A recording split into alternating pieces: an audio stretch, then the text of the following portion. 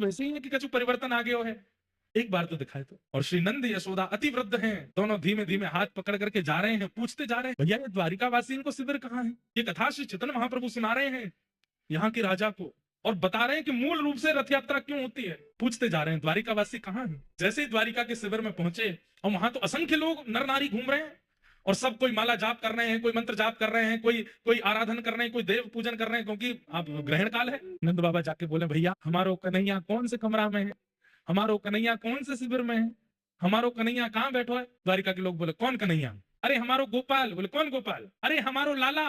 और कौन लाला, अरे तुम्हारो द्वारिकाधीश। तो ऐसे बोलिए ना, क्या आप कन्हैया बोल रहे हैं, गोपाल गोविंद क्या बोल रहे हैं।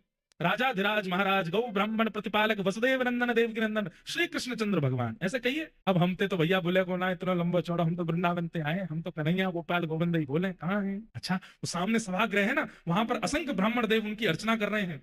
आप लोग जाइएगा, कोने में खड़े होकर दर्शन कर लीजिएगा, अभी ग्रहण काल है, आराधना चल रही है, वहां पर विक्षेप मत कीजिएगा। नंद यशोदा बोले हाँ ऐसे ही करेंगे। ऐसी सभा थी, असंख्य लोग बैठे थे, और दूर आकर के नंद बाबा यशोदा मैया पीछे खड़े हैं। नंद बाबा ने प्रथम दृष्टि में जैसे ही ठाकुर जी को देखा, ठाकुर जी की अवस्था 100 वर्ष के आसपास हो गई है, लेकिन ठाकुर जी का यौवन आज भी बाल कृष्ण की तरह है, आज भी वैसे ही कमल नेत्र हैं, आज भी ठाकुर जी के गुलाबी गाल हैं, आज भी अभी तक मुख पे रेशे प्रकट नहीं हुए हैं, ये दाढ़ी मूछ आदि अभी ठाकुर जी की आई नहीं है। रोने लगे नंद बाबा। यशोदा मैया बोली कहाँ भयो। बोले अरे यशोदा तुमको तो दिखेगो नहीं, लाला सामने ही बैठो है, मुंह को दिख रहा है। यशोदा मैया तो व्याकुल लगी, मुंह को लेके चलो, मुंह को समीप लेके जाओ, मैं देखूंगी लाला को। ना अभी मना करी है ना सबन ने, पीछे खड़ी रही। यहाँ यशोदा मैया थोड़ी हट करने लगी, जिद करने लगी, पीछे के लोग थोड़े से अव्यवस्थित जैसे हो गए, सब कहने लगे थोड़ी शांति रखिए, ठाकुर जी की आराधना चल रही है। और वो शांति कराते कराते कराते थोड़ी आगे तक आवाज आई तो भगवान के नेत्र खुले, ये ऐसी अव्यवस्था कहाँ हो रही है। और जैसे ही ठाकुर जी ने नेत्र खोल करके पीछे देखा, 80 बरस के थे नंद बाबा जब लाला भये, आज कितनी अवस्था है ठाकुर जी की। नंद बाबा 200 वर्ष के आसपास, बड़ी दाढ़ी, अवयो वृद्ध स्वरूप है गए और नंद बाबा को। जैसे ही ठाकुर जी ने नंद बाबा देखे, और नंद बाबा के बगल में खड़ी भाई यशोदा मैया हट कर रही है, मुकुल लाला से मिलना है, ये दृश्य जैसे ही ठाकुर जी ने देखा, आराधना आराधना तो सब भूल गए। वहां पर जितने ब्राह्मण खड़े, हाथ में रत्न की आराधना, कोई तुलसी की आराधना, कोई कमल की आराधना, वेद मंत्र बोल रहे हैं, साक्षात वेद प्रकट होकर के ठाकुर जी की आराधना कर रहे हैं।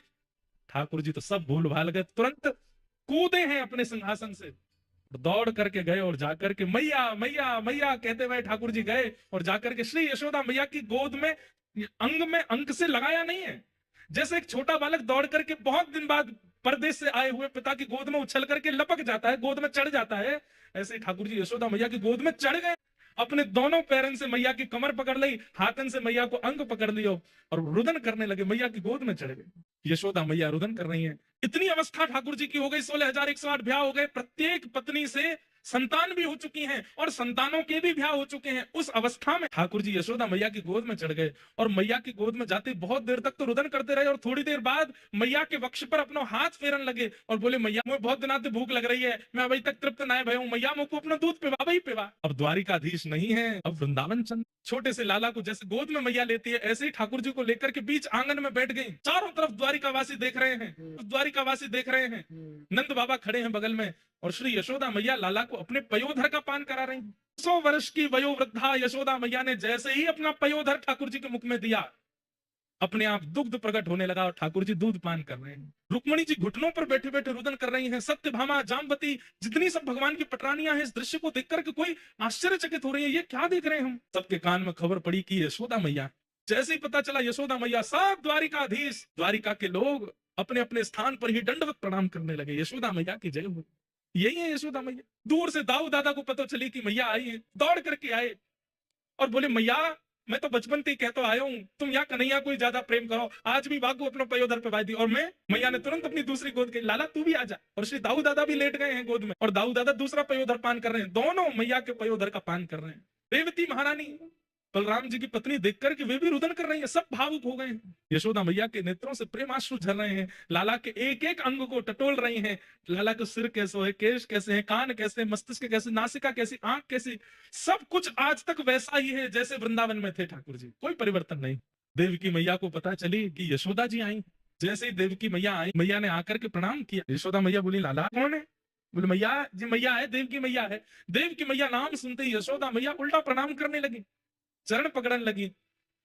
और चरण पकड़ने तो देवकी मैया संभाल रही, मैया जी कहा कर रही हो आप। अरे यशोदा आज तक तुम्हारी चर्चा ही सुनी है। आज भी लाला, भले ही लाला मेरो है, पर पूरी द्वारिका में चर्चा यूं ही होवे यशोदा नंदन लाला है। आज भी जन्माष्टमी के दिन सब यशोदा के लाल भजो, यशोदा के लाल भजो कहकर के गाँव में। आज पहली बार मिली हो, आपको हृदय से लगा। यशोदा मैया बोली, मैं आपके हृदय से लगवे योग्य नहीं हूं, आपके चरणन की अधिकारी नहीं हूं। क्यों, ऐसे क्यों कह रही है? बोली, या यशोदा के प्राण तो कब के निकल गए होते, या यशोदा के प्राण पखेरु तो कब के वैकुंठ पहुंच गए होते। अगर देवकी ने कन्हैया को जन्म देकर के वृंदावन नहीं पहुंचा होता तो यशोदा को अस्तित्व नहीं होता। आपने कृपा करके लाला को जन्म दियो, और जही लाला वृंदावन आयो, हमारो जीवन बन के, हमारो सार बन के, हमारो सर्वस्व बन करके आयो, हमें सर्वस्व प्रदान करवे के काज में आपके चरणन को प्रणाम करो। और हंसी में यशोदा मैया कहने लगी, मैया तो आप ही हो, मैं तो लाला की धाई मां हूं। जैसे मैया की अनुपस्थिति में बालक की सेवा करे, मैं तो वो हूं। ये सुनकर के देव की मैया रुदन करने लगी। यशोदा जी से बोली, माँ ऐसे मत कहो, आप पूरे द्वारिकावासी से पूछ लो, लाला आपसे कितना स्नेह करे। नंद बाबा की गोद में चढ़ गए ठाकुर जी। ठाकुर जी मानो जैसे बिल्कुल बाल अवस्था में आ गए हो, अब बिल्कुल द्वारिकाधीश जैसी लीला नहीं कर रहे हैं।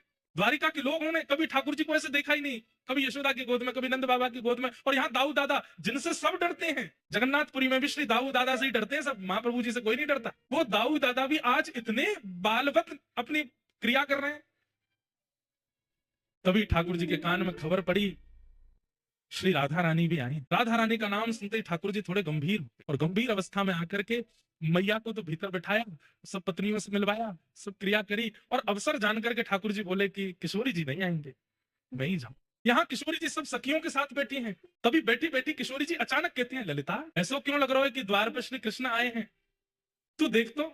ललिता जी बोली, कृष्ण नहीं आए हैं, हमें अभी अभी पता चली है कि उनकी तो आराधना चल रही है, बड़े बड़े विप्रदेव आकर के उनकी अर्चना कर रहे हैं, वो बड़े व्यस्त हैं, वो कहां से आ जाएंगे यहाँ पे। किशोरी जी बोली, नहीं ललिता, तू एक बार जाकर के देखना, मुझको ऐसा लग रहा है द्वार पर श्री कृष्ण खड़े हैं। विशाखा जी बोली, आपको क्यों ऐसा अनुभव हो रहा है? किशोरी जी बोली, अभी अभी जो ब्यार चली ना वायु की, वह ब्यार में श्री कृष्ण के तन की सुगंधी है, और ये सुगंधी आज 100 वर्ष बाद मेरी नासिका को प्राप्त भई है। मेरा हृदय मयूर नृत्य कर रहा है, मुझको पूर्ण रूपेण विश्वास है, तुम द्वार पे जाके देखो श्री कृष्ण खड़े। ललिता विशाखा जैसे ही गई, और जैसे ही द्वार से पर्दा हटा करके देखा, लाल नेत्र हैं ठाकुर जी के, अश्रु बिंद भरे हैं नेत्रों में, और श्याम सुंदर चुपचाप खड़े हैं नीची नजर करके। और खड़े खड़े मानो जैसे कोई कोई, कहने में तो थोड़ी अतिशयोक्ति लगती है, लेकिन अत्यंत व्याकुल व्यक्ति या अत्यंत आत्मग्लानि से भरा हुआ व्यक्ति होता है, जिसे बस ये लगता है मैं मुख कैसे दिखाऊं। ऐसे ठाकुर जी दोनों हाथ समेटे नीची नजर खड़े हुए, खड़े देख करके तुरंत समस्त अष्ट सखियां आदि सब गोपियों ने सब तुरंत दंडवत प्रणाम किया। आज 100 वर्ष की प्रतीक्षा के बाद ठाकुर जी दिखे। ललिता विशाखा जी बोल रही हैं, लेकिन मुख से शब्द नहीं प्रकट हो रहे हैं। कह रही हैं, श्याम सुंदर आप यहाँ क्यों खड़े हैं, भीतर चलिए, किशोरी जी बुला रही हैं। ठाकुर जी बस सिर हिला के इशारा कर रहे हैं, मैं अधिकारी नहीं हूँ भीतर जाने का। यहाँ भीतर किशोरी जी व्याकुल हो रही हैं, और बार बार बस यही देख रही है, इतना समय, इतना विलंब क्यों लग रहा है, क्यों नहीं आ रहे हैं श्याम सुंदर। जैसे ही किशोरी जी बाहर निकलने के लिए अपने आसन से उठी, तभी ललिता जी बोली, देखो श्याम सुंदर, आप भीतर नहीं जा रहे, किशोरी जी बाहर आ रही हैं। जैसे ठाकुर जी ने सुना कि किशोरी जी आ रही हैं, तो अरे वो क्यों श्रमित हो रही है, मैं चल रहा हूं ना भीतर। तुरंत ठाकुर जी भीतर गए, और आज 100 वर्ष के पश्चात किशोरी जी की दृष्टि के सामने ठाकुर जी हैं, ठाकुर जी की दृष्टि के सामने श्री किशोरी जी। शब्द नहीं है। ये द्वारिका व्रज मिलन जब हुआ है कुरुक्षेत्र में, उस समय वार्ताएं नहीं हुई हैं, केवल सब मौन मौन है, एक दूसरे को देख करके ही आनंदित हो रहे हैं। सबके मन में बस एक ही भाव आ रहा है कि बोल करके किसी संवाद को प्रारंभ क्यों करें। इतने वर्ष बाद नेत्रों को श्याम सुंदर दिखे, देख लो इन्हें। ठाकुर जी किशोरी जी के चरणों में बैठ गए, और चरणों में बैठ करके कहना तो चाहते हैं कि मुझे क्षमा कर दो, लेकिन कह नहीं रहे हैं। केवल हाथों से जब चरण स्पर्श किए, तो स्पर्श मात्र से किशोरी जी को यह अनुभव हो रहा है कि ठाकुर जी क्षमा प्रार्थना कर रहे हैं। बंधुओं, प्रेम की एक अवस्था है, ध्यान से सुनिएगा, कि हमारा प्रेमी भले ही हमसे दूर चला जाए, हमारा प्रेमी भले ही हमसे बात ना करे, हमारा प्रेमी भले ही हमें वर्षों तक दिखाई ना दे, लेकिन फिर भी उसके प्रति हमारे चित्त में दोष उत्पन्न ना होना, यह प्रेम का स्वरूप है। ठाकुर जी द्वारिकाधीश बन गए, 16,108 ब्याह हो गए, इतना सब कुछ हो गया, लेकिन ब्रजवासियों ने कभी कोसा नहीं ठाकुर जी। छलिया, कपटी आदि आदि जो भी कहती हैं, कहने के बाद तुरंत अपनी बातों को समाप्त कर देती हैं। जोई जोई प्यारो करे, सोई मोहे भावे, भावे मोहे सोई, जोई सोई सोई करे प्यारे। श्री हृदयवंश महाप्रभु चतुराशी जी के प्रथम पद में कहते हैं, प्रेम का स्वरूप क्या है? ठाकुर जी जो करें, प्रेमी हमारा जो करे, हमें सब स्वीकार। ब्रजवासियों ने कभी शिकायत नहीं की ठाकुर जी से। आज 100 वर्ष थोड़े होते हैं, यहाँ कोई 10 दिन हमसे बात ना करे तो हम लोग उसके प्रति व्यंग कसने लगते हैं। 100 वर्ष बाद ठाकुर जी मिले हैं, फिर भी किशोरी जी, सब गोपियां, सखियां, नंद बाबा, यशोदा, किसी ने शिकायत नहीं की ठाकुर जी से। ये प्रेम का स्वरूप है। ठाकुर जी जिस प्रकार किशोरी जी के चरण कमलों का स्पर्श कर रहे हैं, किशोरी जी समझ गई हैं कि ये मुझसे क्षमा प्रार्थी हो रहे हैं।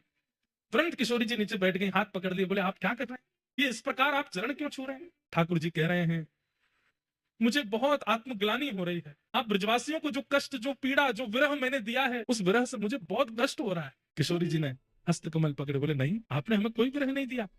आप ही तो कहते हैं कि विरह में प्रकट किए गए अश्रुबिंद वो चित्त का मार्जन करते हैं, चित्त की शुद्धि होती है। अरे किसी के 1 दिन की शुद्धि, किसी के 10 दिन की शुद्धि। हम ब्रजवासी कितने सौभाग्यशाली हैं, हमारे तो 100 वर्ष की शुद्धि कर दी है आपने। और ये 100 वर्ष की शुद्धि हमारी नहीं है श्याम सुंदर, हमारे आने वाली पीढ़ी व्रज में जितने भी लोग जन्म लेंगे युगों युगों तक, चाहे वो कोई क्रम करें, नियम करें, अनुष्ठान करें, चाहे ना करें, वो फिर भी शुद्ध ही रहेंगे, क्योंकि उनके बट का भी रुदन हम ब्रजवासियों ने कर लिया। वे परम पवित्र रहने वाले, इसलिए ब्रजवासी सर्व पूज्य है। बड़े बड़े मठाधीश भी प्रणाम करते हैं ब्रजवासियों को। क्यों? ब्रजवासियों के बट के अश्रुबिंद ब्रजवासियों। किशोरी जी ने तुरंत हस्तकमल पकड़ा और सब गोपियों से कहा, अरे 100 वर्ष है गए, श्रृंगार पेटी खुली नहीं है, आज श्रृंगार पेटी खोलो। और 100 वर्ष बाद आज पहली बार श्रृंगार पेटिका खुली है। ललिता जी चंदन घिस रही हैं, विशाखा जी आदि सब सखियां सुंदर सुंदर रत्न लेकर के आ रही हैं, सुंदर सुंदर पुष्प के आभूषण लेकर के आ रही हैं, और श्री किशोरी जी श्याम सुंदर को वृंदावन चंद के रूप में श्रृंगार कर रही हैं। अभी तक तो द्वारिकाधीश बनते हैं, लेकिन आज वृंदावनाधीश बन रहे हैं। किशोरी जी श्रृंगार कर रहे हैं।